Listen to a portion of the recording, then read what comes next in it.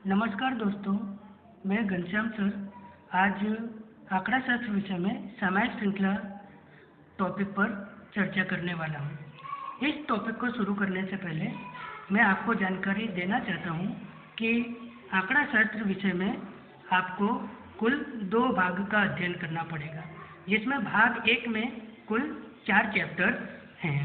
इन 4 chapters में chapter number 4 सामायिक श्रृंखला जो है वह कुल 12 मार्क्स आपको बोर्ड एग्जाम में दिलाने में मदद करेगा। ये 12 मार्क्स आपको पेपर में सेक्शन ए में 1 मार्क्स के तौर पर, सेक्शन बी में 1 मार्क्स के तौर पर, सेक्शन सी में 2 मार्क्स का 1 क्वेश्चन, सेक्शन डी में 3 मार्क्स का 1 क्वेश्चन और सेक्शन एफ में 5 मार्क्स का 1 क्वेश्चन। इस प्रकार से कुल मिलाकर आपको बोर्ड एग्जाम में कुल 12 मार्क्स दिलाने में मदद करेगा। दोस्तों, इस चैप्टर की शुरुआत करने से पहले हम इसका अर्थ समझने का प्रयास करते हैं।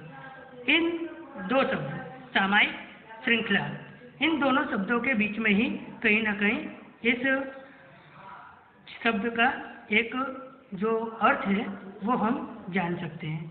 सर्वप्रथम बात करें तो सामायिक, सामायिक अर्थात समय अनुसार, श्रृंखला अर्थात एक पंक्ति या कतार।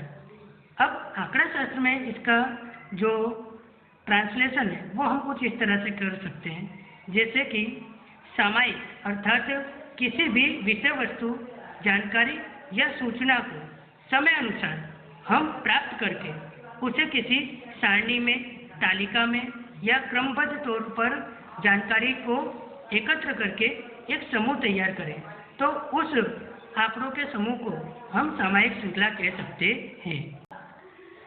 यहाँ पर हम देख सकते हैं कि समय अनुसार प्राप्त की गई आंकड़ा की सूचनाओं का समूह अर्थात सामायिक श्रृंखला।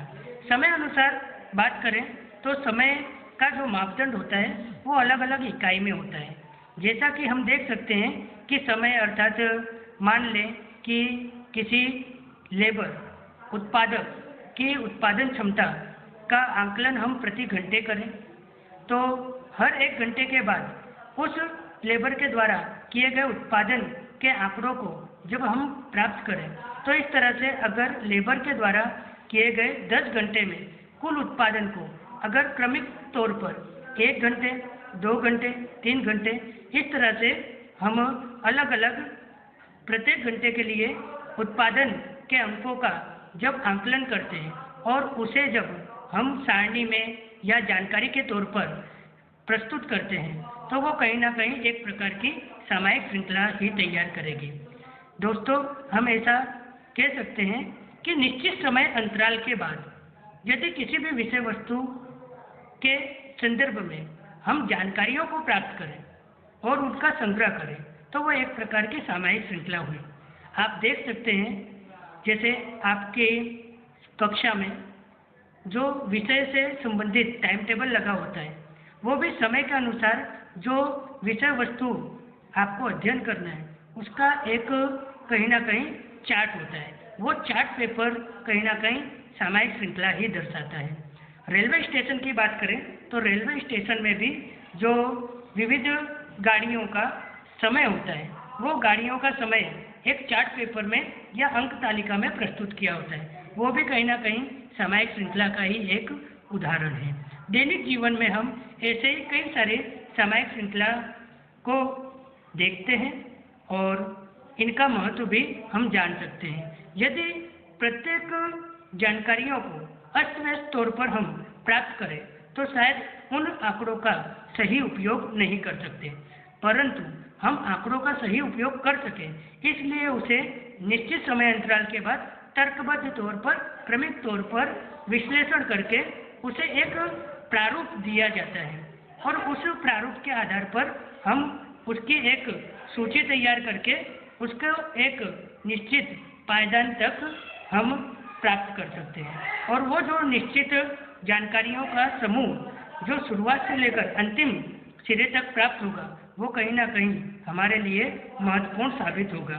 वो फिर किसी भी क्षेत्र की जानकारी हो, चाहे वो विद्या के क्षेत्र में हो अर्थात अध्ययन के क्षेत्र में हो या तो फिर बेरोजगारी के क्षेत्र में हो, या तो सरकारी व्यूहरचनाओं के क्षेत्र में हो, प्रत्येक क्षेत्र में कहीं ना कहीं सामायिक श्रृंखला का उपयोग किया जाता है।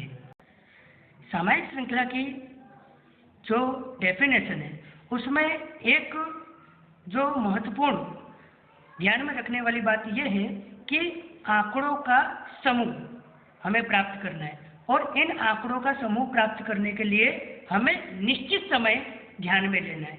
निश्चित समय अर्थात यदि आप प्रथम जानकारी को 1 घंटे में प्राप्त कर रहे हो तो दूसरी जानकारी के लिए उसके बाद के 1 घंटे के बाद सूचना को प्राप्त करना है, क्रमिक तौर पर प्रति घंटे की जानकारी। अथवा तो यदि किसी जानकारी को हम 1 दिन के बाद प्राप्त कर रहे हैं तो उसके बाद की क्रमिक जानकारी के लिए हमें दूसरे दिन पर निर्भर होना पड़ेगा। उसी तरह से प्रतिमास या प्रतिवर्ष इस प्रकार से निश्चित समय अंतराल को ध्यान में रखकर आंकड़ों को प्राप्त करना है और उन आंकड़ों के समूह को एक विश्लेषण के साथ व्यवस्थित तर्कबद्ध तौर पर प्रस्तुत करना अर्थात सामायिक श्रृंखला।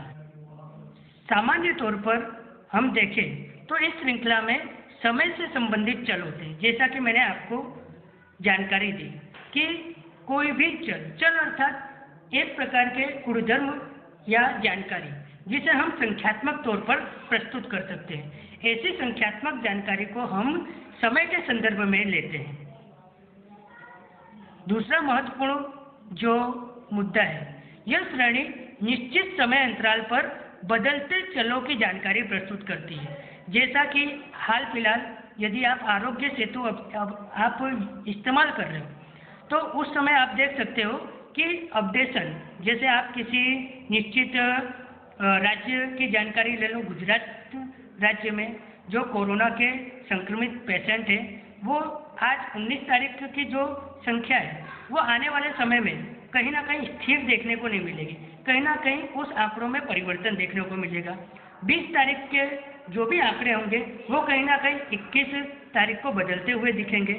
कोई भी अनुपात होगा, कोई भी प्रतिशत होगा, लेकिन कहीं ना कहीं समय के अनुसार उनमें परिवर्तन आता है। अर्थात यह जो श्रेणी होती है वो निश्चित समय अंतराल में बदलते चलों या बदलते आंकड़ों या बदलते जानकारियों को प्रस्तुत करता है। तीसरी और समझने वाली जो बात है, समय की इकाई, अर्थात जब हम चल अर्थात जानकारी को प्राप्त कर रहे हैं तो उस जानकारी को प्राप्त करने के लिए हमने समय की इकाई क्या निर्धारित की है, वह अध्ययन अधीन चलों पर आधारित होता है। अर्थात हम आवश्यकता के अनुसार, जैसे आप एग्जाम्पल के तौर पर समझ सकते हैं कि यदि कोई पेशेंट, कोई मरीज अगर ज़्यादा क्रिटिकल सिचुएशन में होता है तो डॉक्टर बारंबार उसका चेकअप करता है। प्रति घंटे उस मरीज की जो हालत है उसका विश्लेषण करने के लिए बार बार रिपोर्ट निकालता है। इसी प्रकार से यदि मरीज सामान्य स्तर का हो तो वह 1 दिन या उससे अधिक समय के बाद ही रिपोर्ट चेक करता है। अर्थात हमें जो जानकारी प्राप्त करनी है उस जानकारी की आवश्यकता निश्चित समय के आधार पर निर्धारित करना है और उस निर्धारित समय के अंतराल में हमें बारंबार एक जानकारी समय के संदर्भ में प्राप्त करनी है और इस तरह से श्रृंखलाबद्ध तौर पर निश्चित समय के बाद एक के बाद एक जानकारी प्राप्त करने का सिलसिला जारी रहेगा। इसके कुछ उदाहरण निम्नानुसार है। जैसे कि बात करें कि हमारे देश में जो जनगणना होती है, जनगणना से जुड़े जो भी आवश्यक डाटा होता है वो प्रति 10 वर्ष में सरकार एकत्र करती है। अर्थात जनगणना के लिए हर 10 साल के बाद आंकड़े एकत्र किए जाते हैं। आपने जैसे देखा होगा सन 2000 में जो आंकड़ों का मूल्यांकन किया गया, जनगणना की गई, उसके बाद 2010 में यह जनगणना की जाएगी और उसके बाद 2020 में इस तरह से क्रमिक तौर पर जनगणना की जाएगी। कहीं ना कहीं 2000, 2010, 2020 इस तरह से क्रमिक तौर पर जो आंकड़े प्राप्त किए जाएंगे वो कहीं ना कहीं सामायिक श्रृंखला का ही एक एग्जाम्पल है।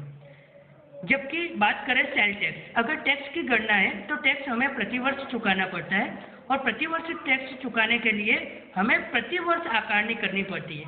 मतलब टैक्स से संबंधित जो जानकारी होती है उसका आंकलन या उससे संबंधित जानकारी प्रतिवर्ष होती है।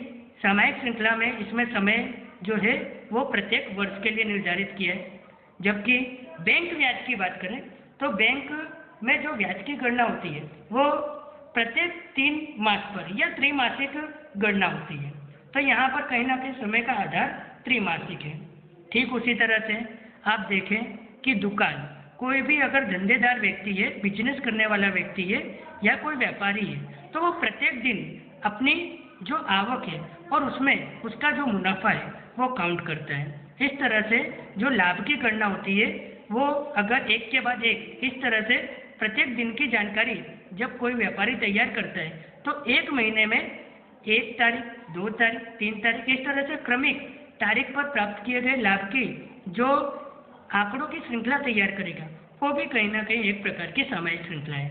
ठीक उसी तरह से जैसा कि पहले हमने देखा बैक्टीरिया की वृद्धि, यदि कोई मरीज हॉस्पिटल में है तो उसमें शरीर में कितना इम्प्रूवमेंट हो रहा है। यदि मरीज ज़्यादा तंग है, ज़्यादा तकलीफ़ों से पीड़ित है, डॉक्टर को इलाज समय समय पर ज़्यादा करना हो तो ऐसी परिस्थिति में कहीं ना कहीं बैक्टीरिया की वृद्धि का काउंट या तो उसकी मात्रा जानने के लिए प्रति 1 घंटे में रिपोर्ट किया जाएगा।